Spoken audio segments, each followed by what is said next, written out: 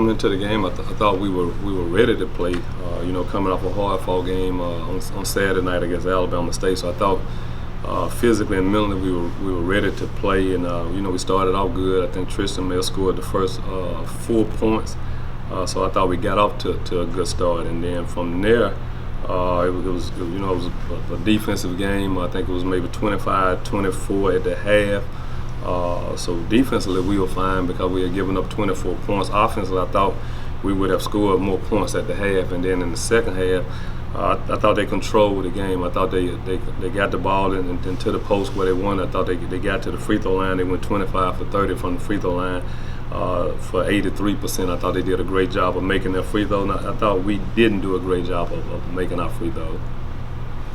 Coach, I know you talked about the lack of production you had from three-point line.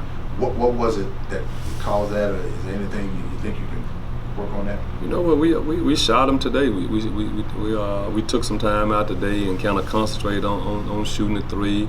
We ran some drill. We walked through some of their stuff, what we wanted to do against them, and then we gave guys a 5-minute break to work on three. Then we went back and worked on some more of our stuff. Then we took another 5-minute break to change in to work on threes, and we tried to separate the segments in practice and give them some time to put up some shots, to see the ball go in. And that's something that we got to continue to do because we cannot win shooting 2 for 16 from the three-point line. We got to do a better job of shooting the basketball, and then we got to do a better job of making free throws. I thought it was critical, even in Saturday's game. We down 3 or 4 points, and we go to the free throw line. We missed the front end of a 1-on-1. Then we get the stop that we need, but then we come back and miss another front end of a 1-on-1. And against good basketball teams, you just can't do that. You got to capitalize if you go to the free throw line. Tristan didn't seem, he, like you said, he started out pretty good, but he didn't have the type of game that he had Saturday night. Was there something bothering him, you think? I thought they did a good job of guarding him. I thought they packed it in. I thought they gave him the jump shot, and I thought any time he tried to drive, I thought they had guys in there reaching for the ball. I thought they contested his shots. He got some good looks in the first half. He just didn't make any. He started off, making the first 2. But they were layups, but he didn't get any jump shots to go. And I think it got tougher and tougher as the game went on because he had open looks in the first half, and they just rimmed out. And once he didn't give us that scoring punch, we didn't get in a good rhythm to get anybody else to score. We didn't get anything around the rim from Jay.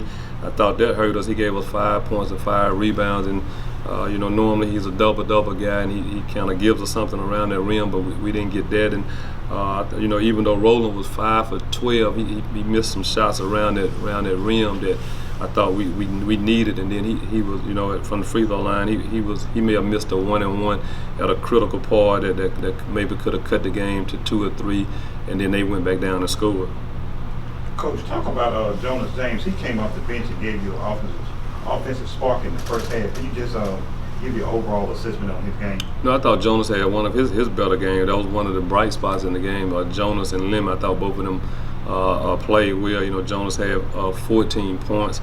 I'm not sure how many assists he had, but I know he had 14 points, so we needed that from him. And hopefully this will be a game that'll springboard him and that'll give him some confidence because Peanut has been solid for us at the point, and Jonas has been kind of up and down. But hopefully this game will kind of springboard him and get him ready for these next 2 road games at Alcorn and Southern.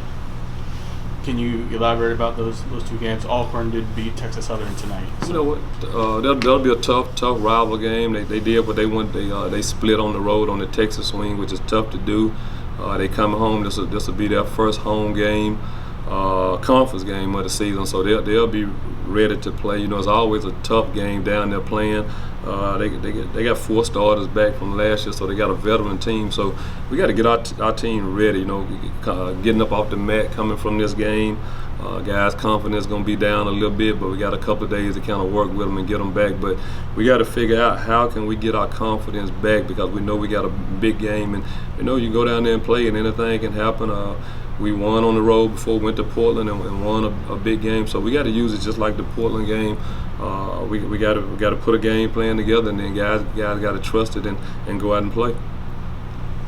Coach, in spurts, defensively, you turned up the intensity. particularly after halftime. Was there anything specific that you said to the team to get them riled back up coming out of half? You know what we talked about actually at halftime, we told our guys that we were in pretty good shape on the defensive end because we had given up 24 points.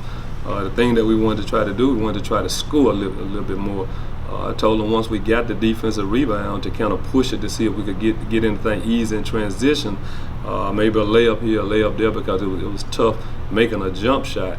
And I think Jay may have had a layup, and Roland may have had a layup, and I think they did a great job of getting back and maybe deflecting the ball, hitting it out of bounds. And I think those cost us when we didn't capitalize on the easy layups.